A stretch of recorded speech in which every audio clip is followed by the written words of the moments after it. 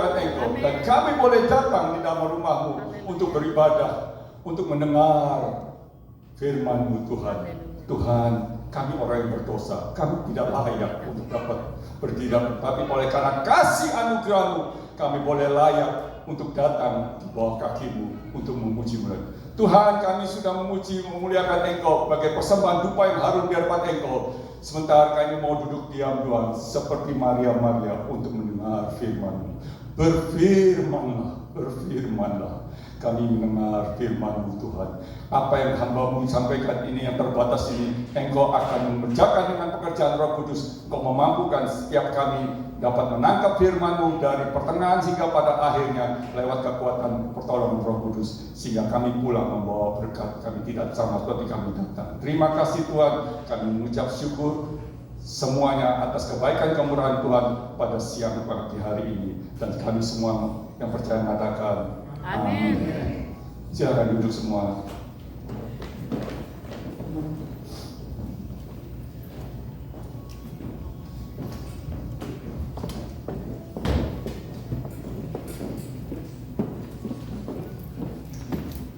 Selamat datang, selamat berbakti dalam kasih kemurahan Tuhan Kristus Yesus pada hari ini.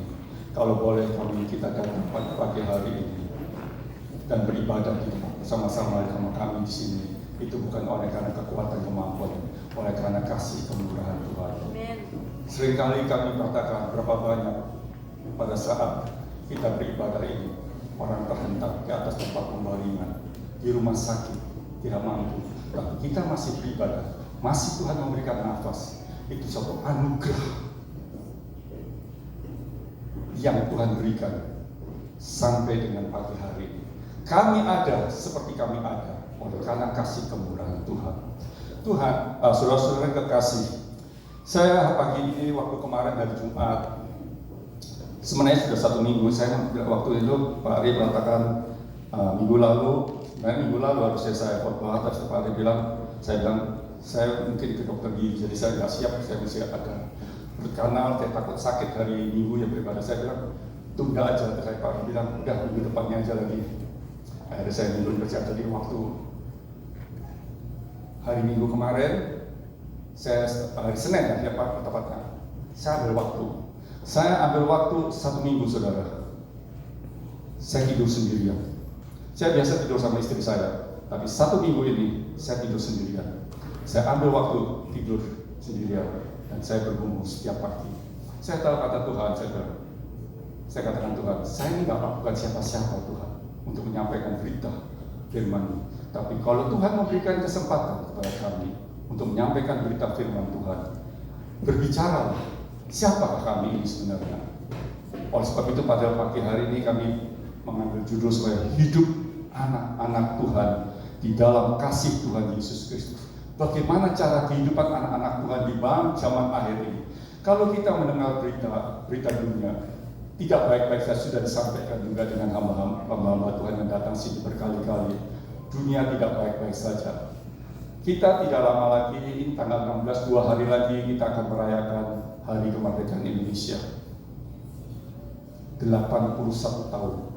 Suatu perjuangan yang tidak mudah untuk mempertahankan kemerdekaan sampai dengan nanti ulang tahun tanggal 18 nanti.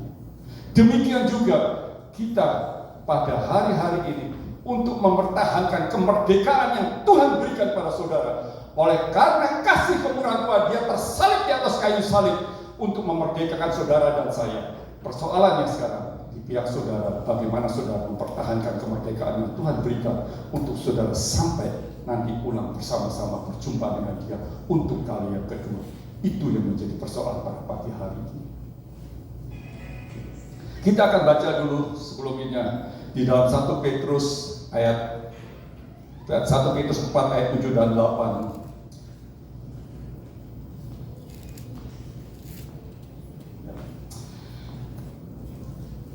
Demikian bunyi firman Tuhan, kesudahan segala sesuatu sudah dekat. Kesudahan segala sesuatu. Jadi hidup di dalam dunia ini kita sudah hampir mengakhiri perjalanan kita. Saya 70 tahun, 6 tahun depan ini saya 70 tahun. Kalau kita pikir kembali, dulu misi umur 30 masih panjang kerja. Tapi setelah saya mau 70, oh ini gak lama lagi nih. Tuhan kasih 70, lebihnya bonus bisa dibilang. Apa yang bisa kita kerjakan untuk Tuhan di akhir hidup ini? Senang-senang dunia sudah, apa-apa sudah Tuhan berikan. Nah, lihat terus. Karena itu kuasailah dirimu dan jadilah tenang. Di dalam kesusahan ini, banyak orang menjadi sulit di dalam pergumulan hidup. Mencari makan, mencari pekerjaan. Bagaimana mempertahankan itu, menghidupi anak, sekolah, mempertahankan keluarga, itu tidak mudah. Oleh sebab itu Tuhan katakan kepada kita, kuasailah dirimu dan jadilah tenang, supaya kamu dapat berdoa.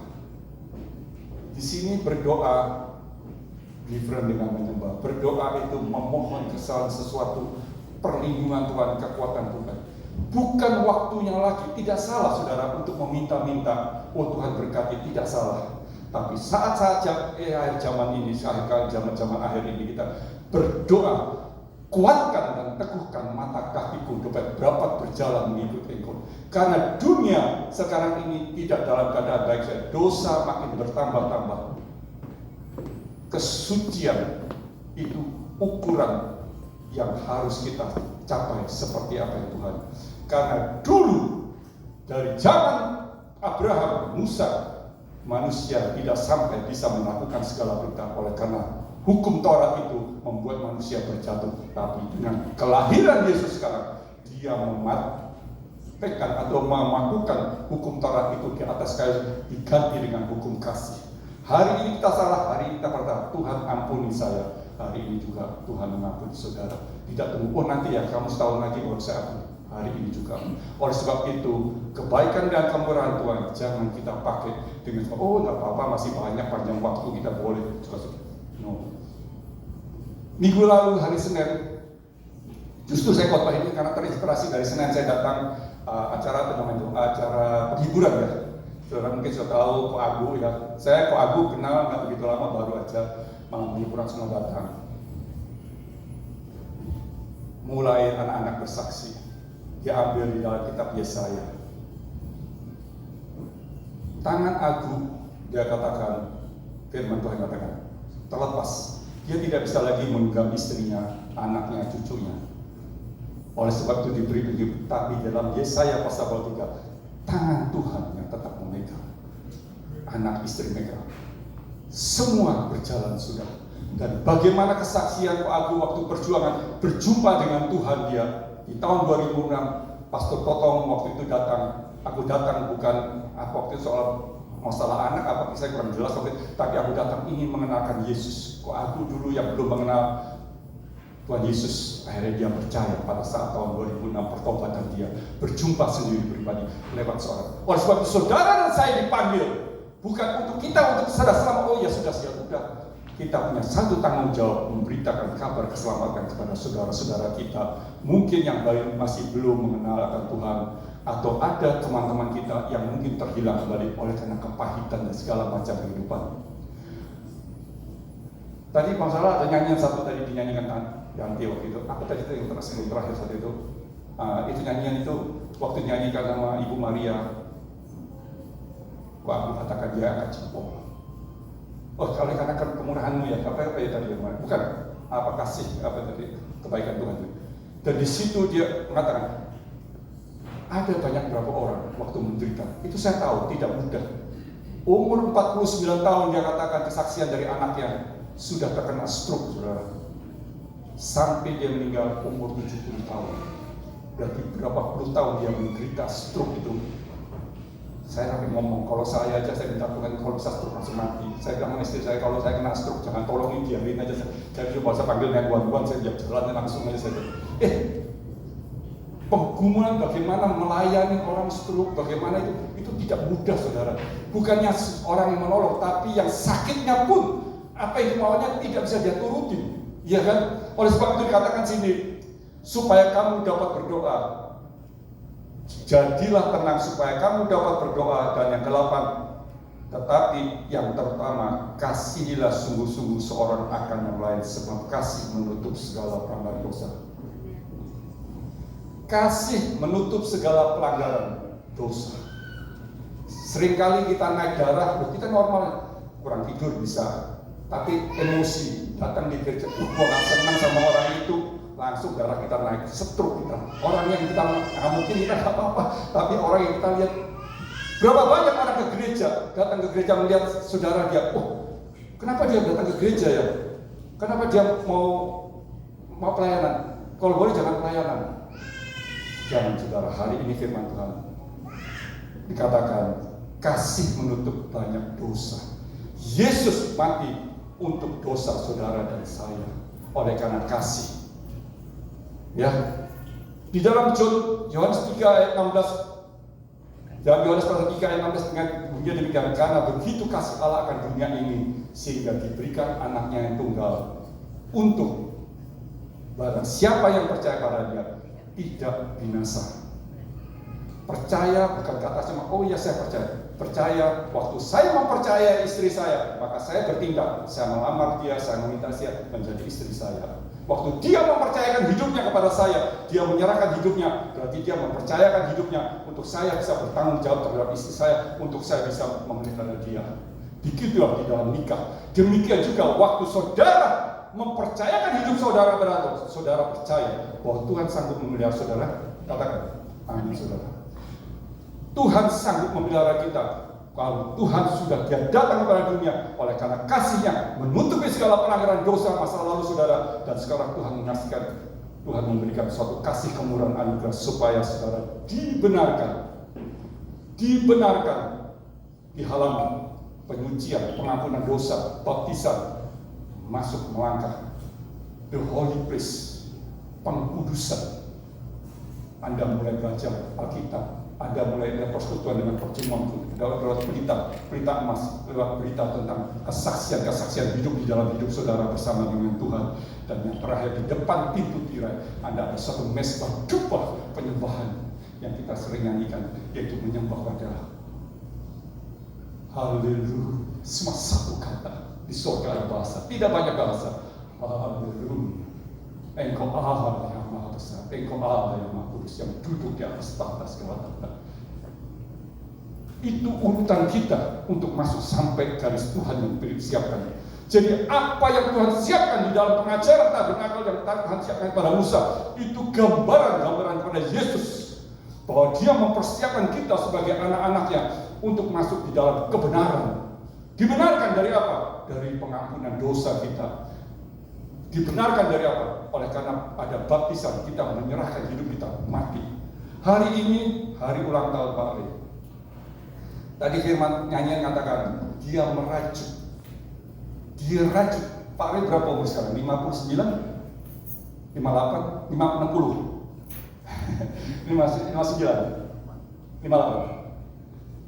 58 tahun dia dikandung oleh seorang ibu di dalam kandungan dia dengan kasih kemurahan. 9 bulan dia bergumul seorang ibu untuk menahan kandungan dia di dalam bayi itu. Di dalam kandungan ada air yang menghidupkan dia. Kalau kandungan itu tidak air, mati itu bayi. Oleh sebab lewat kandungan ibu 9 bulan 10 hari itu bicara tentang 40 minggu.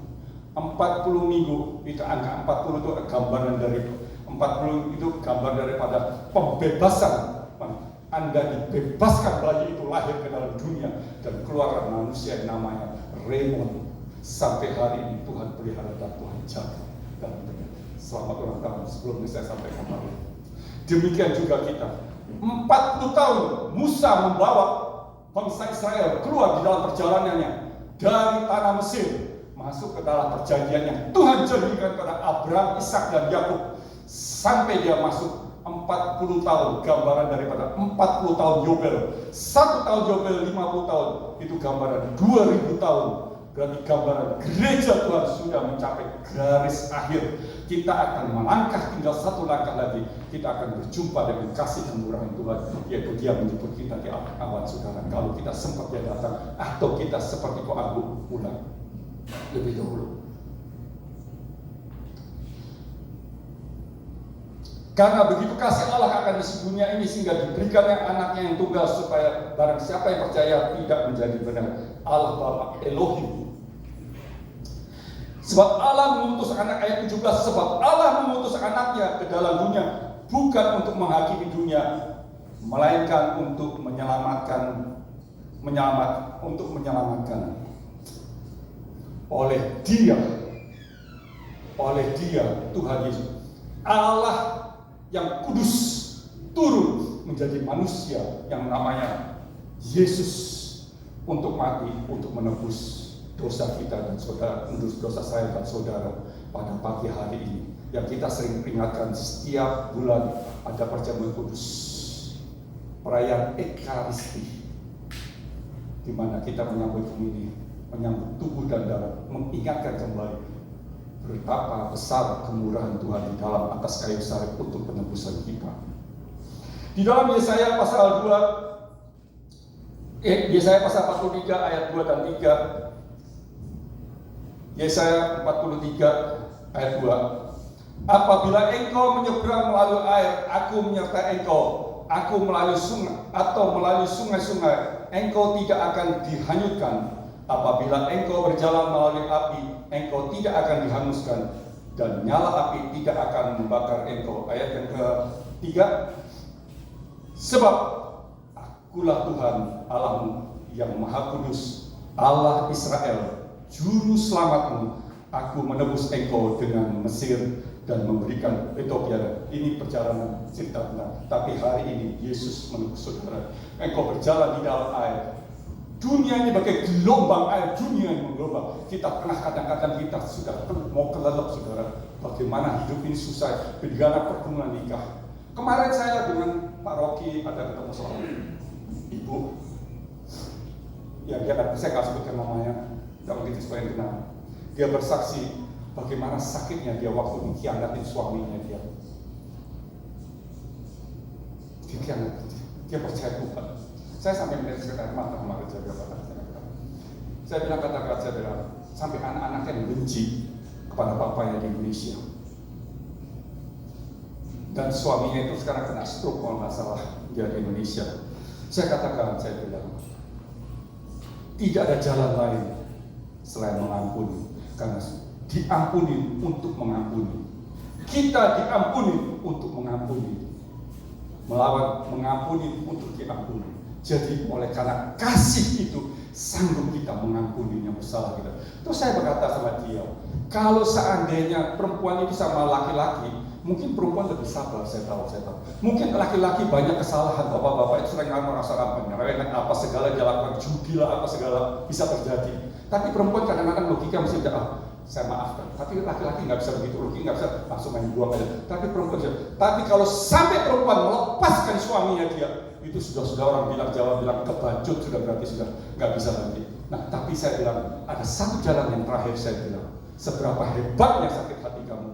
Sampai sekarang bagaimana saya bilang? Saya sudah ngampuni, tapi misi pahit. Memang pengalaman itu saya bilang tidak bisa lepas, saya bilang masih ada di dalam diri kamu, saya bilang. Tapi anak-anak ajarkanlah, bagaimanapun sukarnya, dia adalah bapaknya. Kalau itu ada ibu, itu juga ada ibunya. Jangan dipisahkan antara bapak dengan anak, dengan ibu dengan anak. Saya bilang kasih kesempatan, saya bilang anak-anakmu untuk datang ke papanya di Indonesia kalau dia terlibur. Iya sih dia bilang katakan. Iya saya bilang. Karena Tuhan mengatakan, kalau kamu mau diampuni, kalau kamu tidak ada pengampunan, nanti kita baca terakhir di dalam Matius, Tuhan juga tidak mengampuni kesalahan kita, saudara. Sederhana sekali. Aku datang melihat adakah iman dan kasih di dalam hidup kamu. Kasih itu datangnya dari atas. Kita tidak bisa, kita kasih saya kepada istri saya pada kasih pada saya terbatas sampai di atas. Kata Ahok itu di atas tempat otak 4 persegi sebelum di pantai. Setelah di pantai sudah selesai kasih itu. Ahok kawin lagi, belum mati sampai kawin lagi dia sudah sekarang. Yang penting maksud saya kasih fresh daging, tapi kasih ilahi kasih yang siap berkorban. Di sini kita mau berkorban. Untuk apa kita korbankan? Kita orang tua seringkali berkorban untuk anak kita. Kita berkorban untuk apa kita sebenarnya? Tapi kita jangan mengharapkan, saya bilang, anak-anak untuk ingat. Kalau ingat terima kasih, nggak ingat ya sudah saja. Pokok tugas kita selesai, membesarkan dia berkeluarga, kawin, apa sudah selesai. Oleh sebab itu saya katakan judul kali, hidup anak-anak Tuhan di dalam kasih Tuhan Yesus Kristus. Oleh karena kasih itu sanggup menutup segala-galanya. Akulah Tuhan Allahmu yang Maha Kudus, Allah Ismail, Allah Israel. Ini, nah di Yesaya 42 kita baca, coba Yesaya 42. Sebentar dulu ya, ini Yesaya 42 ayat berapa ini? Oh sorry, Efesus pasal 2 ya. Ada nggak Yesaya 42? Ada ya? Coba buka ya, Yesaya pasal 42 ayat 6 ya. Aku ini Tuhan telah memanggil engkau untuk masuk penyelamatan, telah memegang tanganmu. Aku telah membentuk engkau dan memberi engkau menjadi perjanjian bagi umat manusia, menjadi terang untuk bangsa-bangsa. Tuhan memanggil kita untuk menjadi terang untuk bangsa-bangsa, untuk menyelamatkan. Sejak dari dalam kandungan Tuhan sudah memilih kita. Siapakah kita ini yang dipilih Tuhan? Masih banyak orang yang lebih baik dari saya, tapi Tuhan memilih saya untuk saya bisa menjadi anak-anaknya Tuhan. Tuhan memanggil dan saya bisa menangkap apa maksud dari cara Tuhan. Itu oleh karena kemurahan Tuhan. Kalau baik, orang baik lebih baik saya. Mungkin dulu jahat, bukan main saya dunia. Kalau saudara nggak tahu ya, kalau saudara Pak Wahyu bisa khotbah dan seimbang. Nggak tahu siapa nakalnya saya. Umur 10 tahun saya sudah meninggalkan orang tua, naik kereta api dari Surabaya ke Jakarta. 10 tahun saudara, naik kereta api, naik lokomotif saya. Bagaimana susahnya orang tua, ayah ibu saya waktu cari saya sepanjang minggu itu, dari hari Jumat, hari Sabtu sampai hari Minggu, sampai saya sampai di Jakarta, sampai ketemu keluarga saya, baru tante saya mengirim telegram. Waktu itu belum ada telepon, telegram, anak kamu sudah sampai. Kaget, bukan luar biasa bagaimana nakal saya dulu waktu itu, waktu masih anak bayi. Tapi kalau you melihat saya ini, you kelihatan sudah baik, karena you ketemu saya di Amerika sudah umur sekian. Coba ketemu teman-teman saya dulu 40 tahun, yang 50 tahun, waduh, bandel, bukan main saya. Anak pendeta loh saya ini. Bukan orang biasa, kalau anak pendeta yang mengenal firman Tuhan, tapi daging kita masih